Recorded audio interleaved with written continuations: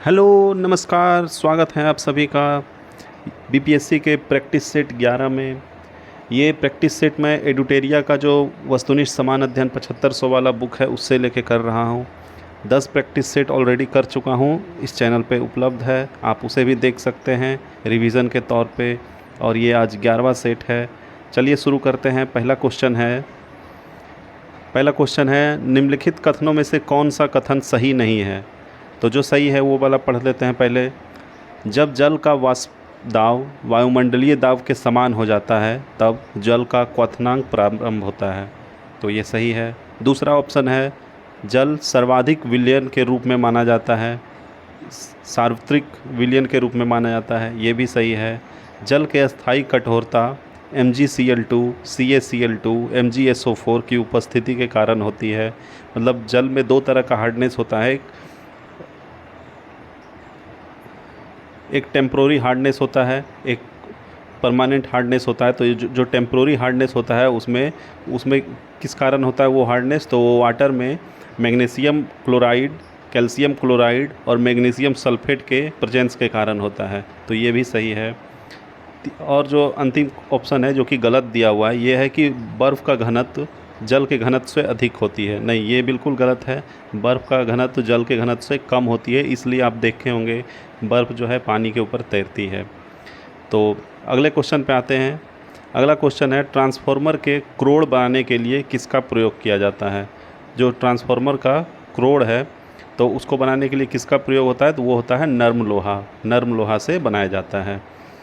वातावरण में क्षैतिज ऊष्मा अंतरण को क्या कहा जाता है। तो वातावरण में जो क्षैतिज ऊष्मा अंतरण होता है उसको कहा जाता है अभिवहन। अभिवहन। निम्नलिखित कथनों पर विचार कीजिए। इसमें दो कथन दिया हुआ है, बताना है कि कौन सा सही है। तो समुद्र में बायोमास का पिरामिड सामान्यतः उल्टा होता है, ये गलत है। एक ही प्रजाति एक ही समय में एक ही उपस्थिति तंत्र में एक से अधिक पोषी स्तर पर रह सकती है। तो ये ना ही ये सही, पहला ऑप्शन सही है ना ही दूसरा ऑप्शन सही है, दोनों गलत है। अगला क्वेश्चन है निम्न में से किस अवस्था में जल की गतिशीलता न्यूनतम होती है। तो निम्न में किस अवस्था में जल की गतिशीलता न्यूनतम होती है, तो ये है जब जल बर्फ बन जाती है, तो आइस होने पे। कोलोस्ट्रम में कौन सा इम्यूनोग्लोब्यून की प्रचुर मात्रा में होती है। कोलेस्ट्रम में कौन सा इम्यूनोग्लोब्यूलिन प्रचुर मात्रा में होती है, तो ये होता है IgA। पाचन के संबंध में निम्न में से कौन सा क्रम सही है। तो कौन सा क्रम सही है, तो ये है पहले जो है मुख गुहिका, मतलब पहले हम खाना लिए मुंह से, फिर ग्रासिका में जाता है, फिर अमाशय में जाता है, फिर क्षुद्रांत में, उसके बाद बृहदांत्र में। तो ये सही क्रम है। अब अगले क्वेश्चन पे आते हैं। कोशिका का वह बृहत्तम आवरण कौन सा है जो कोशिका के अवयवों को उसके बाह्य वातावरण से अलग करता है। तो ये क्या होता है, तो ये होता है प्लाज्मा झिल्ली। निम्नलिखित में से किस संघ के सदस्य मुक्त जीवन जीने वाले विशिष्ट समुद्री जीव होते हैं। तो इसको कहा जाता है इकाइनोडर्मेटा। ठीक है। अगला क्वेश्चन है लैंगिक प्रजननशील प्राणियों में समान गुण के वंशाणुओं में कितने प्रतिरूप मौजूद होते हैं। तो जो लैंगिक प्रजननशील प्राणियों में जो होता है समान गुण, वो दो तरह के प्रतिरूप में मौजूद होते हैं, XY। किस प्रकार के अंगों की बुनियादी संरचना एवं उत्पत्ति समान होती है परंतु उनके कार्य भिन्न होते हैं। तो ये होता है समजात। किस संघ के सभी जंतु खारे जल में पाए जाते हैं। तो किस संघ के सभी जंतु खारे जल में पाए जाते हैं, तो ये होता है संघ पेरिफेरा। इसका आंसर होगा संघ पेरिफेरा। निम्नलिखित कोशिका अंगकों में से कौन पादप कोशिका में पाया जाता है परंतु जंतु कोशिका में नहीं। तो कौन होता है ये होता है हरित लवक। निम्नलिखित में से प्रोटोजोआ नहीं है। तो इसमें कौन सा है जो कि प्रोटोजोआ नहीं है, तो ये है ल्यूकोसोलिन। बाकी अमीबा, यूग्लिना, पैरामेसियम ये सब प्रोटोजोआ के कैटेगरी में आता है। निम्नलिखित में से कौन सा एक यकृत का कार्य नहीं है? तो यकृत का कार्य नहीं है, क्या है? यकृत जो होता है वो, तो यकृत जो है लीवर को कहा जाता है, और इसका कौन सा कार्य नहीं है इसमें दिया हुआ ऑप्शन में से? तो जो कार्य है लीवर का पहले वो पढ़ लेते हैं। ग्लूकोज का ग्लाइकोजन में रूपांतरण, ये सही है। यूरिया का उत्पादन, ये भी सही है। दवाओं और विषाक्त पदार्थों का विनिमय, ये भी सही है। बाकी जो है अजीर्ण आहार से खाद्य और जल के अधिक्य को का अवशोषण, ये गलत है। बाकी अगले क्वेश्चन पे आते हैं। अमोघ वर्ष किस वंश से संबंधित था? अमोघ वर्ष जो थे उनका कौन से वंश से वो संबंध रखते थे? तो वो थे राष्ट्रकूट वंश से। निम्नलिखित में किसके शासनकाल में सबसे पहले राजनीतिक एकता पाई गई? तो किसके शासनकाल में पाई गई थी? तो ये था मौर्य वंश। मौर्य वंश। महान जैन विद्वान हेमचंद्र किसकी सभा को अलंकृत करते थे? तो जो हेमचंद्र थे, विद्वान हेमचंद्र, वो जयसिंह सिद्धराज के सभा को अलंकृत करते थे। निम्न में से किसे शेख उल हिंद की पदवी प्रदान की गई थी? तो शेख उल हिंद जो थे वो शेख सलीम चिश्ती को कहा जाता था, शेख सलीम उल चिश्ती। अगला क्वेश्चन में मिलान करना है। एक तरफ राजवंश दिया हुआ है और उनका राज क्षेत्र दिया हुआ है दूसरी तरफ। तो कौन सा राजवंश किस क्षेत्र में थे, उनका प्रभाव था, तो वो बताना है। तो पहला ऑप्शन है गुर्जर प्रतिहार। तो गुर्जर प्रतिहार जो थे ये गुजरात और राजस्थान क्षेत्र में थे। फिर दूसरा है राष्ट्रकूट, ये पश्चिमी दक्कन में थे। दक्कन मतलब कि वो आंध्र प्रदेश, तेलंगाना, महाराष्ट्र का कुछ पार्ट हो गया, ये सब दक्कन में आता था। फिर तमिलनाडु हो गया, ये सब। अगला है पाल वंश। तो पाल वंश बंगाल, कुछ पार्ट बिहार का, ये इस राज्य क्षेत्र में आता था। और जो चोल वंश है वो एकदम साउथ में, तमिलनाडु, ये सब इलाके में। अगला क्वेश्चन है, निम्न सूफियों में किसने कृष्ण का औलिया का अवरूप माना था? निम्न सूफियों में किसने कृष्ण को औलिया का स्वरूप माना था? तो ये था शाह मोहम्मद गौस। शाह मोहम्मद गौस। फुतूह अल सलातीन नामक ग्रंथ के लेखक कौन थे? तो ये था अब्दुल मलिक इस्लामी। उदयगिरी गुफा लेख में किस गुप्त शासक के विजयों का उल्लेख है? तो यह है चंद्रगुप्त द्वितीय का। भारत का प्रथम महिला विश्वविद्यालय है, तो कौन सा था प्रथम महिला विश्वविद्यालय? तो ये था SNDT महिला विश्वविद्यालय। 1930 में डैश की गिरफ्तारी के कारण लोगों ने पेशावर की सड़कों पर प्रदर्शन कर अपना गुस्सा व्यक्त किया था।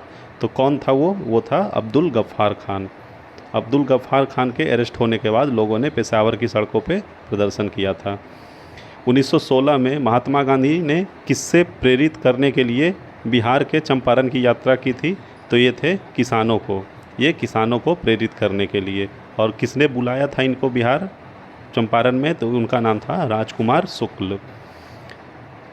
27 नंबर क्वेश्चन है, 1857 के विद्रोह में प्रमुख कारणों में शामिल नहीं है। तो प्रमुख शामिलों में क्या शामिल नहीं है वो 1857 के विद्रोह में? तो ये है भारतीयों और अंग्रेज के बीच अंत विवाह पर रोक लगाने वाले कानून। तो ये जो है ये शामिल नहीं है। बाकी क्या क्या शामिल था?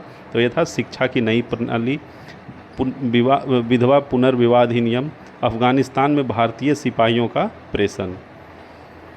अगला क्वेश्चन, निम्नलिखित में से कौन सी सिफारिश साइमन कमीशन की नहीं है? तो जो है पहले वो पढ़ते हैं। दैत्य दुशासन का उन्मूलन, ये था। प्रांतों में जिम्मेदार सरकार का विस्तार, ये भी ठीक है। ब्रिटिश सरकार और ब्रिटिश भारत और रियासतों के संघ की स्थापना, ये भी सही है। बाकी जो है सांप्रदायिक निर्वाचन क्षेत्र को रद्द करना, ये नहीं था साइमन कमीशन में। किस व्यक्ति ने सर्वप्रथम इस तथ्य को पहचाना कि निम्न वर्ग, मध्य वर्ग, किसान, मजदूर, दस्तकार राष्ट्रीय आंदोलन में महत्वपूर्ण भूमिका निभा सकते हैं? तो वो कौन थे सबसे पहले जो पहचाना था? तो वो थे बाल गंगाधर तिलक। गांधी जी के अनुसार इसमें कौन सा स्टेटमेंट सही है? तो गांधी जी के अनुसार साध्य और साधन परस्पर संबंधित है।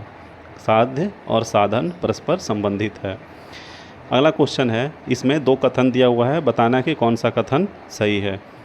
तो 3 कथन दिया हुआ है। तो द्वीपों का समूह छोटे मूंगा द्वीपों से बना है, ये सही है। पहले इन्हें लेका डीव, मिनिकॉय और अमीन दीव के नाम से जाना जाता था, ये भी सही है। तमिलनाडु ने के कोरोमंडल तट के निकट स्थित द्वीप समूह है, तो तमिलनाडु जो है द्वीप समूह नहीं है, ये डेल्टा का मतलब भारत डेल्टा का एक पार्ट है। द्वीप समूह होता है जो कि चारों तरफ से पानी हो, तो तमिलनाडु का तो बस एक दो साइड पानी में है, बाकी तो लैंड ही है। श्री हरिकोटा द्वीप बंगाल खाड़ी के को पृथक करता है। श्री हरिकोटा द्वीप बंगाल की खाड़ी को पृथक करता है, तो कहाँ से? तो यह पुलिकट झील से, ठीक है, पुलिकट झील से। वित्ती लेबू एवं वानुका लेबू द्वीप है, क्या है ये? तो ये फिजी के द्वीप हैं। फिजी देश है, वहाँ का द्वीप का नाम है। भारत के पूर्वोत्तर राज्यों की सीमा कुल कितने देशों से मिलती है? तो जो पूर्वोत्तर राज्य है मतलब नॉर्थ ईस्ट वाला, तो कितने देश से मिलती है? तो ये हो गया 5 देश से, ठीक है। इसमें से 5 देश में कौन कौन सा हो गया? तो एक हो गया Nepal, Bhutan, China, Myanmar, West Bengal. अगला क्वेश्चन है, राष्ट्रपति द्वारा नियुक्त अंतर्राज्यीय परिषद का प्रमुख कार्य क्या है? तो क्या है? तो इसमें जो ऑप्शन दिया हुआ है 3 ऑप्शन, ये तीनों का तीनों है, पढ़ लेते हैं क्या क्या है। राज्य के मध्य उत्पन्न विवादों की जांच करना और उन पर परामर्श देना। कुछ या सभी राज्यों के अथवा एक से अधिक राज्यों के समान हित से संबंधित विषयों की जांच कर विचार परामर्श करना। उपयुक्त विषयों विशेषकर इनमें संबंधित नीति और कार्य को बेहतर समन्वय की सिफारिश करना। तो ये तीनों स्टेटमेंट सही है। भारतीय संघ के अंतर्गत किसी राज्य को मिलाने का अधिकार किसे है? तो किसे है? यह है संसद को है। अगले क्वेश्चन पे आते हैं। लोकतंत्र में एक कार्टूनिस्ट का काम है कि वह कार्टूनों के जरिए अपने अधिकारों का प्रयोग आलोचना करने, व्यंग करने तथा राजनेताओं की गलतियों को ढूंढने के लिए करें। तो कथन है इसमें, तो वो किसने दिया था ये कथन? ये कथन था R.K. लक्ष्मण का कथन था। भारतीय संविधान मान्यता देता है, तो क्या चीज़ का मान्यता देता है भारतीय संविधान? इसमें जो दिए गए ऑप्शन में ये है धार्मिक और भाषाई अल्पसंख्यकों को, धार्मिक और भाषाई अल्पसंख्यकों को। निम्नलिखित में से कौन जनता द्वारा प्रत्यक्ष रूप से नहीं चुना जा सकता है? तो कौन नहीं चुना जा सकता है? तो यह जिला परिषद अध्यक्ष, जिला परिषद अध्यक्ष। इसके लिए कोई इलेक्शन नहीं होता है, ये सिलेक्शन के थ्रू आता है ये सब। बाकी ग्राम प्रधान, पंचायत समिति का अध्यक्ष, जिला परिषद का अध्यक्ष, ये सब है, इस सब के लिए इलेक्शन होता है जो कि जनता के द्वारा चुना जाता है। भारतीय संविधान के निम्नलिखित किस अनुच्छेद के अंतर्गत केंद्र सरकार राज्य सरकार की योजना सहायता प्रदान करती है? तो किस अनुच्छेद के द्वारा? तो यह है अनुच्छेद 275। अनुच्छेद 275 है, जिसमें कि भारतीय संविधान के निम्नलिखित किस इस जो 275 आर्टिकल है, इसमें क्या है? तो केंद्र सरकार राज्य सरकार की योजना सहायता प्रदान करती है। अगला क्वेश्चन है, नामीब मरुस्थल कहाँ पे है? तो ये है अफ्रीका में। राजस्थान का प्रसिद्ध पुष्कर मेला एक वर्ष में कितनी बार आयोजित होता है? तो ये जो है 1 साल में 1 बार होता है। राष्ट्रीय आपदा प्रबंधन प्राधिकरण का अध्यक्ष कौन होता है? तो ये होता है प्रधानमंत्री। राष्ट्रीय आपदा प्रबंधन प्राधिकरण के अध्यक्ष कौन होते हैं? तो ये होते हैं प्रधानमंत्री। निम्न में कौन सा संयुक्त राष्ट्र सतत विकास लक्ष्य जिम्मेदारी पूर्ण खपत और उत्पादन से संबंधित है? तो ये होता है SDG 12। कर्तन, जिसको कि स्लैश कहा जाता है इंग्लिश में, एवं दहन, जिसको कि बर्न कहा जाता है। तो कर्तन एवं दहन कृषि प्रणाली को भारत के किस राज्य में बेवर के रूप में माना जाता है? तो ये जो है मध्य प्रदेश राज्य में। कौन सा फसल पीला सोना के रूप में प्रसिद्ध है? तो ये जो है सरसों जो है पीला सोना के रूप में प्रसिद्ध है। अगला क्वेश्चन है, पूंजीवादी अर्थव्यवस्था की पद्धति किसको बढ़ावा देती है? तो ये जो है मुक्त उद्यम तथा प्रतिस्पर्धा को, मुक्त उद्यम तथा प्रतिस्पर्धा को कहा जाता है। अच्छा बैंकर वो है जो बंधक और डैश के बीच अंतर जानता है। तो बंधक और किसके बीच अंतर जानता है? तो वो विनिमन पत्र को, विनिमन पत्र के बीच का अंतर, वही अच्छा बैंकर कहलाता है। किस अभिक्रिया द्वारा ऑक्सीजन बाहरी वातावरण से पौधों की कोशिका तक पहुंचता है? तो ये जो प्रक्रिया है इसको कहा जाता है विसरण। ये किसको कहा जाता है? तो ये है विसरण। अगला और अंतिम क्वेश्चन है, डैश पृथ्वी के वायुमंडल में तीसरी सबसे प्रचुर गैस है? तो कौन सा है? ऑर्गन। कौन सा है? ऑर्गन। अब कुछ अस्मरणीय तथ्य दिया हुआ है जो कि वेदों के बारे में है, तो इसको भी पढ़ लेते हैं। पहला है यजुर्वेद। इसके रचनाओं को पढ़ने वाले को अर्धवर्यु कहा जाता है, अर्धवर्यु कहा जाता है। यज्ञों के नियमों एवं विधि विधानों का संकलन मिलता है यजुर्वेद में। इस वेद में बलिदान विधि का भी उल्लेख है। यह गद्य एवं पद दोनों में है।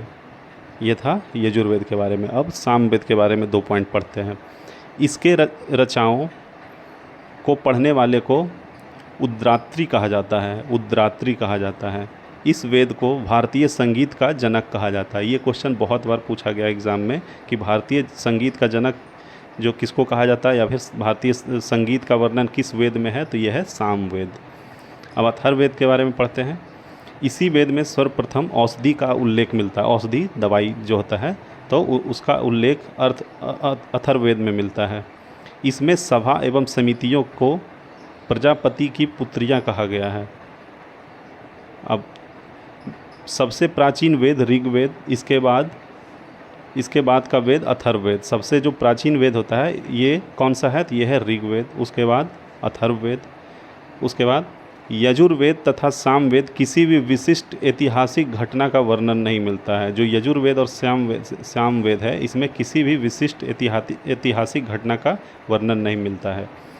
अब कुछ पॉइंट्स को याद कर लेंगे, जैसे कि हो गया वेदों की संख्या कितनी है? तो ये 4 है। वेदांग की संख्या कितनी है? तो ये 6 है। पुराणों की संख्या कितनी है? तो ये 18 है। और उपनिषदों की संख्या कितनी है? तो ये 108 है। इसी के साथ ये वीडियो यहीं पे समाप्त होता है।